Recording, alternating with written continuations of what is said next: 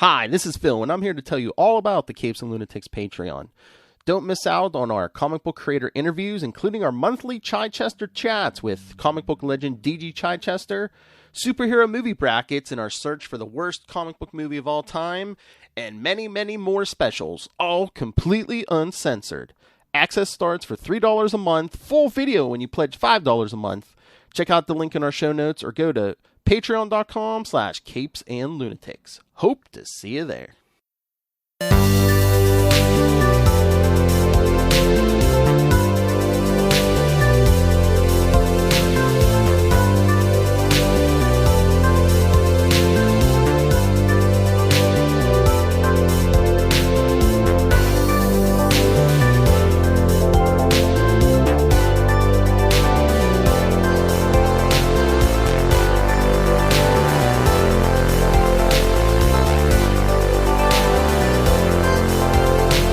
In a world of capes and lunatics, gods and monsters, there are those who live on the sand world, farthest from the bright spot at the center of the universe. There are those who fight, those who seek control, and our hero tells his story in the Book of Boba Fett. This is Full Stream Ahead, arg me mateys. I be your captain, Charlie the Professor Esser, SPHR. And with me, as always, is my skinny rich friend. It's Mozz. It's Mozz. Hey, Mozz. Okay, let's talk tonight's episode. Book of Boba Fett, Chapter 2, The Tribes of Tatooine. Boba Fett faces new challengers on Tatooine. Our director is Steph Green. Jon Favreau and George Lucas get those based on Star Wars by credits. Favreau. Noah. What characters has he? Well, I guess he's introduced a few, right? So he gets created by credits. Well, John. I mean, no. So it just says John. They have a weird. Okay, here we go. I had to get the expanded credits. So this was written by Jon Favreau. Oh. Book of Boba Fett gets it created by for Jon Favreau. Oh, okay. George Lucas gets the based on Star Wars by. And Noah Clore, hardest working person in show business this week, is our staff writer. Okay, so let's talk about this episode because this is mostly a flashback episode. This is a very strong flashback episode. This is a back to tank episode. In some shows you have battle episodes. This one has back to tank episodes.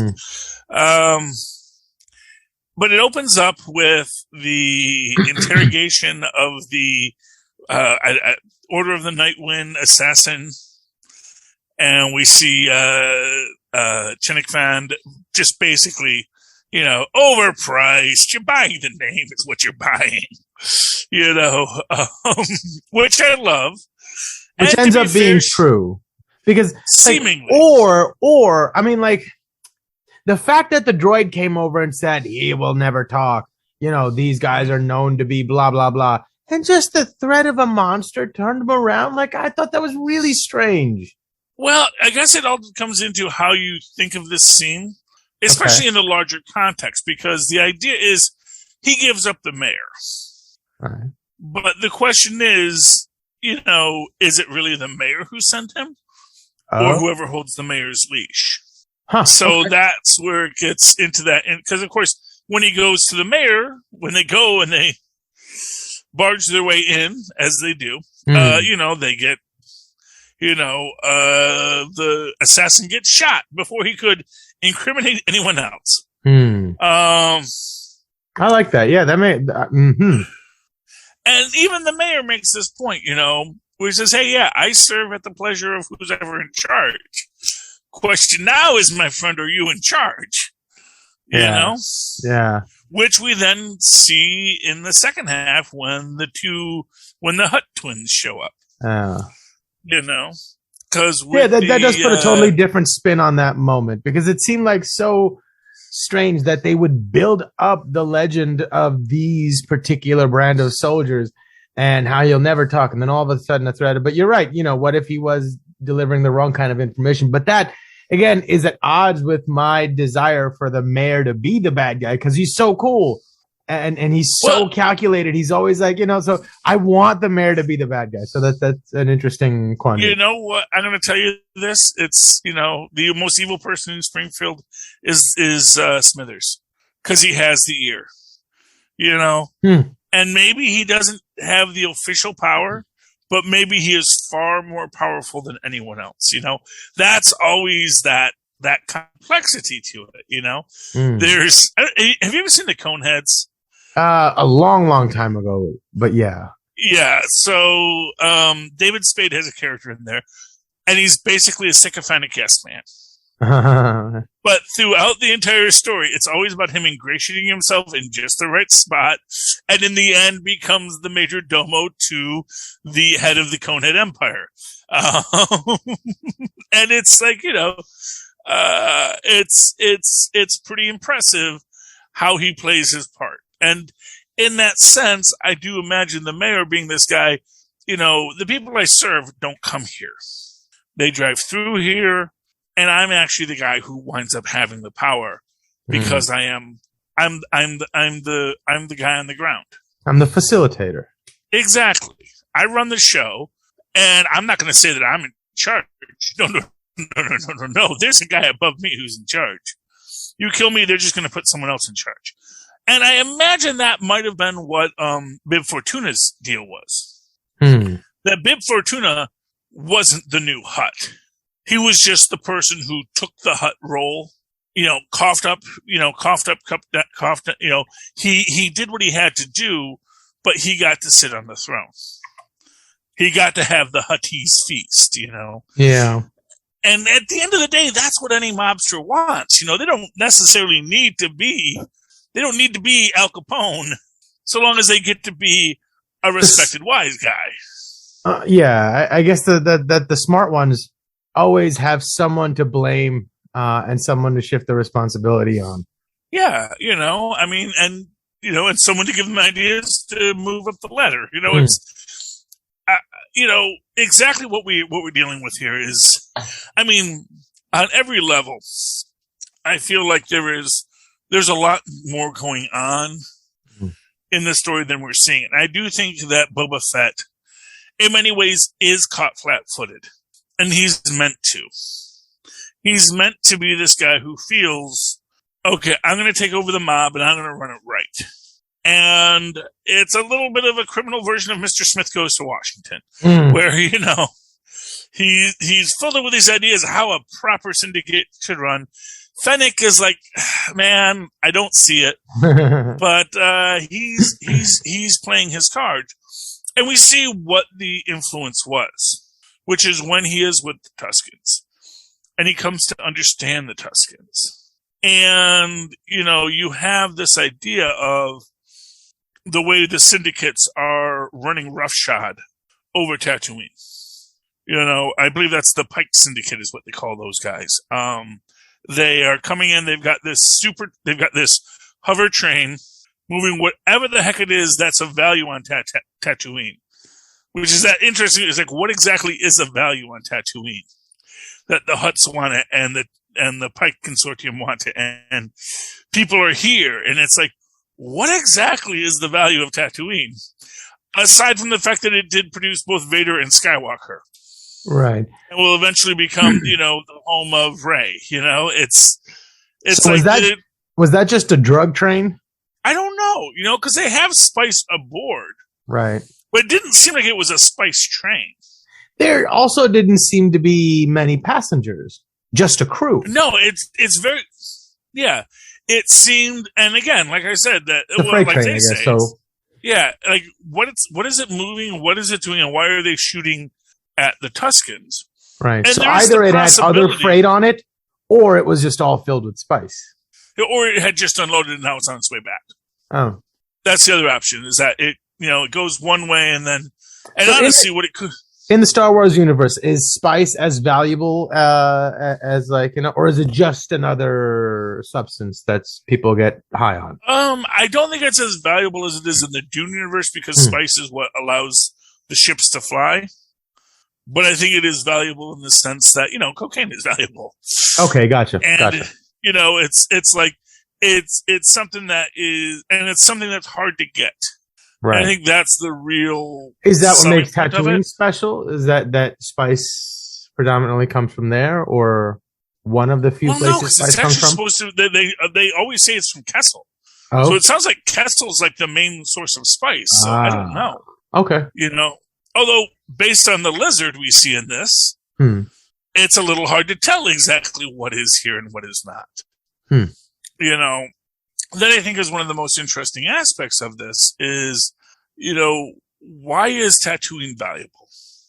We know it has moisture. And, I just picked up today, I was so happy I was at my comic book store. And you know what they had in there? I got these for free. So, oh, wow. Go to your local comic book store. If you're a regular customer, they'll just give you VHSs for free if they have them. You have a VCR? I do have a VCR. I have to rehook it up. But yes, I have VCR. I have got like a couple VCRs. I got Ice Pirates. Have you ever seen Ice Pirates? What is it? It is a film about a distant world it's a sci-fi film where basically the most valuable resource in the universe is water. And so basically everything about all transactions is this water. And there's like one planet that has lots of water. And so they're like the richest planet in the galaxy. And the Ice Pirates are, because of course if you freeze the water, it's easier to transport. So that's why they become Ice Pirate. And they have the Ice Pirates and this whole thing. And they're looking for the third world, which is the world that is also another water world. Which when we get to the end, it's a big reveal. I won't reveal it. But anyway, possible so I do to transport water as gas? Like, obviously, it takes up a lot more space if you transport the space would be your only consideration.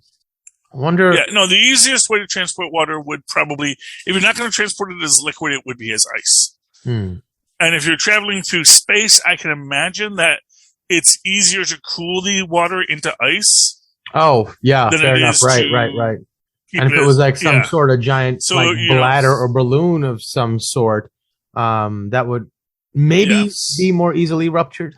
Exactly, and you don't want to lose it. So carrying it as these massive blocks of ice probably makes more sense. But anyway, and maybe that is what Tatooine is, because again, as they say, Tatooine used to have water, used to have oceans. And we get that in this story about the Tuskens, how the Tuskens are the ones that have survived after the water left, after the water was lost. These are the ones who found a way to survive and to continue. And that is their legacy. That is their history, even as other beings have come to this place to farm the moisture that is on Tatooine, because it does have this value. But, the Tuskens find ways to survive, in fact, they even make this point about how, you live off the milk of the, I don't think, did they say they'd give them a bantha for the milk so that they could survive with the bantha for the milk? Oh, I don't know. I thought it was just from the gourds that they found. Yeah. Or the gourds were just bowls. No, they found water in the gourds, right? Yeah. So, I'm not quite sure what they gave them, but and that's one of the things. It's like you'll live off its milk. But anyway, that's getting ahead of the story. What did you think about the fighting with the bikers? I thought that was really cool. It got to see like what you want to see like a Mandalorian do. Just come in and just like, kick everybody's butt. So I thought that was a really cool scene of him just like, cleaning house. And he got to use his new like green belt stick, Yeah. There's actually an interesting aspect of this, which I found, only found out later. The two human actors, are actually actors from A New Hope who got cut. Huh. And I want to say that's Biggs and Mara. Are they the And they're same actually Luke's actors, friends. or are they the same characters? It's the same actors. And Oh, wow. The same characters. actors, too. Wow, that's really cool. Yeah, yeah. Well, they're actors. What else are they doing? And, Fair enough. Yeah, fair enough. You know how you got cut from You Star know Wars who would look directly back in exactly it? like a grown-up version of that? Me. Yes, exactly. So they brought them back, and we finally get to Tashi Station for our power converters, and it's a bar with the bikers, and they and of course Boba beats them up and steals their bikes. I certainly hope this will have no downstream consequences later on. Well, I mean, I think those consequences were headed towards you anyways. Might as well get some loot.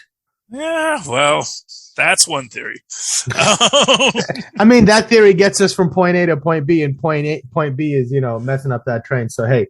Yeah, well, that's the goal. I mean, that's what, that is the point of a short-term goal, I suppose, is yeah, I mean, now we have this problem. How do we solve this problem? Right. And then right now we don't have the luxury of that long-term goal right now. Let's worry about making it. Let's worry about having an opportunity to do something about that third goal. Yes.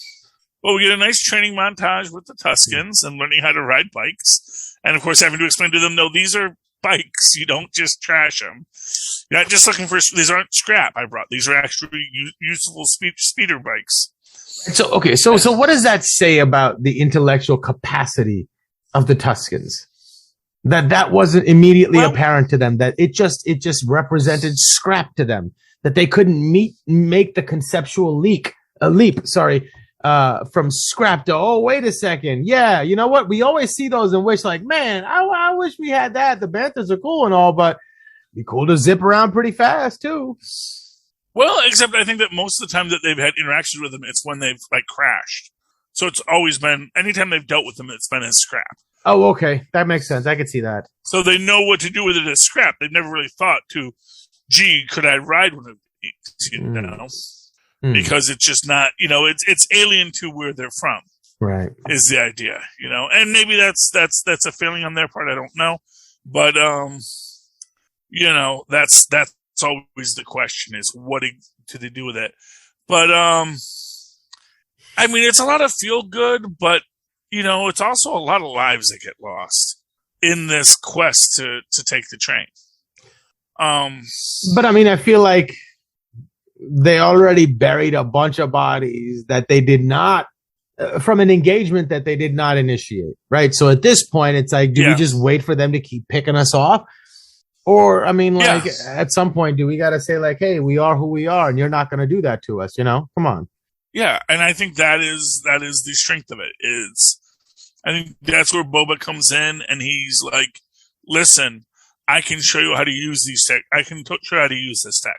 Because that's the thing. I mean, like the most they have is the rifles, but even still, their preferred weapon is the stick. That's their weapon of choice. That is their batleth, if you will, and they know how to use that. That is integral to their culture, as we see. The making of the stick is obviously a very important rite of passage within the culture. And part of how they have continued their existence throughout these many millennia since the oceans receded. They do the training montage, which is a lot of fun. We see everyone having fun, and then it gets to be, and of course, before that, we do get just everyone getting killed. And right. So that's, what sets it off is like, to them, it seemed like it was like a mythical creature or something, and then all of a sudden they're getting shot at for no reason. I mean, I almost kind of see where the train is coming from. They're like, if they see bandits, they're just sending warning shots saying, don't you dare. So, I mean, there's something to be said for that perspective, too. Well, they're not exactly warning shots. Fair enough. They're clearly trying to pick them off. And that's the thing. And it's also, again, to go into that idea of the Old West and this idea of how, they would just send people out to kill the buffalo. And the argument was, well, if we don't kill the buffalo, they'll lay on the tracks and it'll derail the trains. So we need people to go along and just shoot all the buffalo from the I mean, train cars to make you sure they take stay one off the letter tracks. off that, right? One letter off that word, and you can still accomplish the same goal. You just need to get somebody out there to shoo off the buffalo. Yeah, I mean, obviously, but obviously the intention was a little more, Right. was probably a little darker than that. You know, Right. that's the problem. It's like, you know, Right. actually they kind of had a dark intention in all of this. Certainly. And that is always the problem. Right. Oh boy, but yeah, you know, I like when they take the train. I mean, although I like the little droid. The droid was fun. Our little engineer droid, just driving everything, trying to make the train go faster. Which I don't know if that even made sense in that situation. It's like, you know, when they're already on the train. What was your hope, you know? But I guess maybe the hope was to reach the destination faster and maybe on the way encounter defensive troops. But I don't know if they were close to anything. But that maybe, I don't know. Maybe it's just do robots sort of like panic and do irrational things? I guess they do in this universe because I don't know. Yeah. Well, there's Star Wars droids seem to be very, very advanced AI. Yeah. For you know, basically they seem to be fully human, except that, you know, they can have their minds wiped and they are property. It's very interesting. The droid culture is very interesting in the Star Wars universe because it is clearly intended to be a droid culture, not a robot culture. So droid meaning sentient as opposed to utilitarian? Yes. Okay. Oh, interesting. Yeah, basically, rather than just being machines to do work. Huh. And of course, obviously, I'm just using common parlance, but usually an android is meant to be something that is much more sentient. And droid is from that term android. Yeah, I thought android meant that it was like a human combined with a robot. No, that's a cyborg. Yeah, an android is a fully robotic creature, but is meant to model humanity or androgyny, as it were. You know, androness, which is humanness. You know, right? Gotcha. So that is the androids or the droids. Yeah, is there established lore about the birth of droids or AI or how? Not that I know of. And to be fair, it's always meant. I mean, Star Wars is always presented in a very quasi mystical nature. In fact, that's always that interesting aspect of that, where, you know, when we see the Tusken funerals, and they're very similar to Jedi funerals, where it's the burning of the bodies, and you have the pyre to release them into the Force, if you will. And although they are not Force users, as you know, has been pointed out, you know, the Force flows through all things. So all of the beings in this universe, they may not call it the Force, but they are aware of the flow of that spiritual energy if they are tied to spiritualism. Which brings us to the lizard. And, you know, I love this lizard scene because, you know, first off, he doesn't know what's going on. Right. It says, here's our gift to you. He will guide you. It says, well, great. Thank you for this lizard. I was waiting for him to say, I will treasure it always. You know, I will let him guide me. And then it like crawls up his nose. He's like, what? And it's like, he's going to guide you from in there. And then he goes and he trips, and we see the dune sea become the actual sea, which I think also equates for him to the oceans of the planet he was born on. I forget the name of it. You know, when he was a little clone. Right. And Camino, thank you, Tristan. Yeah, that basically it's associating Camino with Tatooine, and both were once water worlds, and well, Camino is still a water world, we assume. And it is this tying him back to this idea of the water and life, and we see him become entangled in the trees, and in the trees there are the two trees, the little tree and the big tree. I've heard that as reference to the two native races of Tatooine being the Tuskens, who are tall, and the Jawas, who are short. To me, I think it's more about Jango Fett and Boba Fett. Interesting. As the little tree growing into the big tree. Huh. And he gets wrapped up in the branches, and then he's back in the Sarlacc.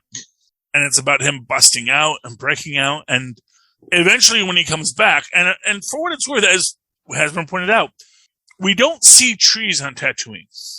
And yet here was this tree, and he has a stick from it when he brings it back. And it's like, how does he find the tree?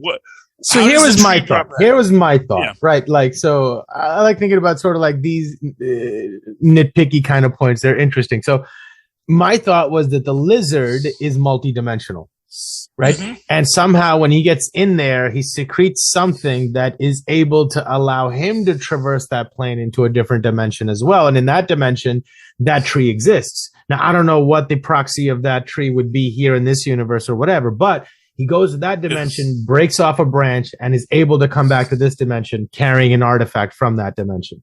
That's the theory I like. I accept it. That's headcanon. And then I like, they see and they say it's a good branch.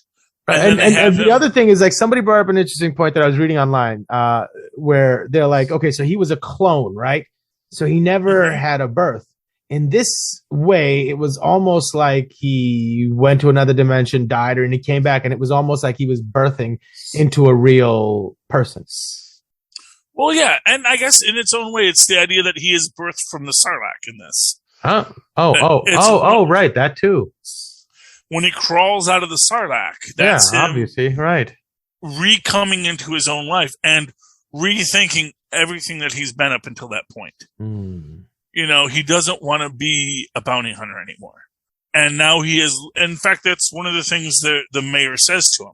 Says, you will find that running a family and being a bounty hunter are two very different skill sets. That you want to run a family, that's great. It is not the same as being a bounty hunter. And maybe you'd have been better off as a bounty hunter. Basically is the not so subtle implication of it. Yeah, I mean, it would seem on the surface that your skill set is way better suited to the job you were in. Mm-hmm. Yeah. And that's the question, and that's what Book of Boba Fett is dealing with. Right. I'm excited for where we're going with it. Yeah. I don't know where we're going yet, but I love the scene where he's making his own, that's part of the ritual, Right. And it's sort of like the idea that, when you're a young man in Bavaria, you have to go slay your own deer and make your own first pair of lederhosen by hand, because that's what makes you a man. You skin it, you tan it, and you make those little leather shorts. But in this one, you make a banta stick, and he makes a pretty good banta stick, I think. And then he does the dance because he's now part of the community. He's part of the tribe, and that's a nice. It was more like a kata. It was more like a kata, right? Like in karate, like a series of moves like they have in karate, where you play through a narrative of fight in your head, like you do the whole, and your multiple whatever opponents, and you play out the whole set. And that's a kata. So that's it seemed like a dance, but a kata. Yeah, I mean, I get that too, and I think it's a little of capybara, a little bit of this is how we train. This is wax on, wax off. Right, exactly. These are these movements, and we remind ourselves what the movements are. We are warriors. By doing this. You are a warrior with us now. Exactly. I really enjoyed it. So do you think the mayor is serious when he says he's just a go-between, a conduit of forces that work through the planet? Or is he more nefarious and more in control than that? Is the messages the message is meant to have like a psychological attack on Boba Fett? Were they intentional, or was that just his majordomo being like full of himself and enjoying the power that he has? I'd like to So- think that the mayor is really clever and he's playing 6 steps ahead and he knows exactly what's going on. And he exactly was the one that meant to kill Boba Fett, but he didn't want to kill Boba. He didn't expect to kill him. He just wanted to see how tough he was. Maybe he's just testing the guy to see if he really is worthy to be the daimyo here. Yeah, and to be fair, you know, I think Boba passed the test, as it were. But you know, I think from the mayor's perspective, you know, I think he is.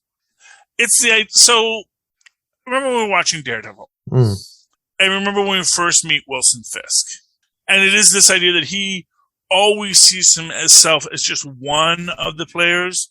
And he's never putting himself above people. He's always trying to just show how he can help coordinate everyone, and sort of. And I kind of maybe that's what the mayor is he is planning his role to be the kingpin of Tatooine. Either that, or he's saying to him, "Look, man, you underestimate how important I am to whoever. If it's going to be you, great. If it's you, but you need to understand." This is not going to run unless you have me to run it for you. So just let's understand each other. And to be fair, that is actually probably way more a point of order than you even imagine. Yeah. And I think where Boba's intention to flip the script is Boba is going to be very much of the view of, I am willing to work with you. You know, this. But maybe, like, it's that he's saying that he's willing to work with him, but you need to dismantle some of the structure. Maybe that's not what he's comfortable with.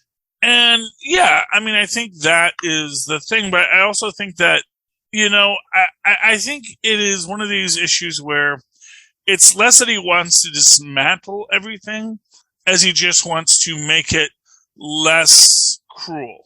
You know, maybe that's something the mayor relies on heavily. And he's like, okay, you know, we're going to have to change things up a little bit. And that's what I think the mayor is coming from, saying, hey, I know you think you're revolutionary, but it's not as easy. And if you want to run it that way, it's not going to run. Trust me, my way works. Well, that's what Fennec's telling him too, you know? I mean, that's sort of that's that big question is, can you be who we want Tony Soprano to be? Can you be the wise ruler of the criminal syndicate? But if you are by your nature a criminal syndicate, if you are by your nature, and remember, this is at the dawn of the New Republic. That New Republic is coming, you know, and that is something that everyone's going to have to deal with, even in the Outer Realms. Yeah, and that is this idea of Boba coming into this moment, saying, you know, we need to find a different way. Yeah. We need to find a better way so that we can, and in many ways I always feel that this is what Jabba did. Jabba was cool, but I also felt that Jabba played, like, I think that there is a lot to be told of Jabba. I think that Jabba gets that bad rap because he's a giant slug monster. But I think even when we see the two, I think Hutt culture could be a really deep well to explore about how the Hutts do things and how the Hutts approach things. Because I do feel that, like, there is this, because this is what I always say, you know, when Han Solo gets in trouble with Jabba, it's because he dumped a bunch of guns. He dropped a bunch of weapons to avoid it being caught by the Imperials. Who does the Imperials worry about guns going to? The rebels. Jabba was running guns for the rebels. Jabba was actually central to the Rebel Alliance ability to function, because the only way you function in a Rebel Alliance is by making deals with the people who are going against the system. Right. You know, and that I think is where it's an important aspect to look at, that Jabba was very well aware of what the power of the Empire was, but also was very well aware of both the profitability and the value of making alliances within the rebellion. And I think what Boba Fett is doing here is maybe looking for, as this new way moves forward, as the Empire has fallen, as the New Republic is starting to rise, how do we position ourselves in a better way to build a more longer-lasting authority on this dusty old rock called Tatooine? and we're gonna have to see how it goes. I'm excited for the rest of this show. I don't know how many episodes we're getting. I'm imagining it's probably just 6 because that's all they give us anymore. Yeah, I'm sure they were affected by their filming was affected by the pandemic, so probably just like every Disney Plus show, they had to make concessions. Well, I think they shoot all this on a soundstage, so I don't know. That's also true. Yeah, it's actually one of the great things about this show is that they don't have to go to locations because Tatooine isn't the location. Right. It's right. Like, they've already built the holodeck for right. Mandalorian. It's like, we already got it. It's like we even have the stuff already built for Tatooine. Right. We've been there before, So it's interesting how that works. But yeah, this episode sold me. I'm excited to see where this goes. Good. I'm excited for it too. And with that said, I'd like to reach out to all of our friends out there right now and tell them that, we are a independent podcast on the Capes and Lunatics Network. We do a lot of work here, and we are hoping for your help to keep us going, as they say on NPR. And if you would like to help us, there's a few things you can do. First off, just write to us. Let us know you're out there. You can write to the whole company, Capes and Lunatics, at capesandlunatics@gmail.com. Let us know what you like, what you don't like, and what your own thoughts on everything are. If you have any thoughts about the Book of Boba Fett or anything else we talk about here on Full Stream Ahead, call us at 614-382-2737. That's 614-38-CAPES. Give us a call. Let us know your thoughts on what you feel about the Book of Boba Fett. Where you think Mozz and I are wrong, where you think we're dead on, and where your own headcanon has already taken you. We'd love to hear it, and we can even play it on the air if you like. And as I said, we are an independent outfit here. It's me and Mozz and Phil and Lilith and all the rest of the gang here at Capes and Lunatics trying to keep this all on air. And if you'd like to help us out, go to Linktree. That's linktr.ee/Capes and Lunatics, all one word. That's linktr.ee/Capes and Lunatics. There you're going to find all of our merch for the Capes and Lunatics, for our shows, for various objects and items you can buy. You can also join our Patreon, where you can get exclusive member access, including participating in our worst superhero film of all time brackets, which we just started.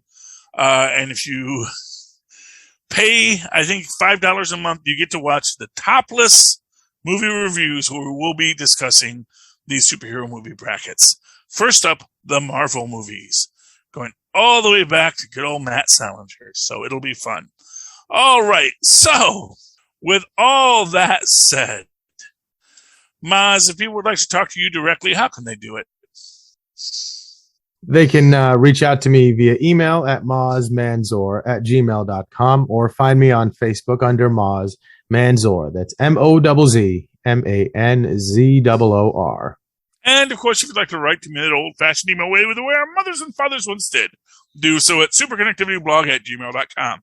That's superconnectivityblog, all one word, at gmail.com. Of course, follow me on the Twitters. I live tweet Naomi Tuesday nights at 9 on the CW at Charlie Esser. That's CHARLIE. Yes, SER. Look for the 2 E's in the middle. For quality. Bing. All right, me hearties, you've made it to the end of another adventurous voyage with me and Mozz. Come back again next week as we once again sail full stream ahead. Arrgh.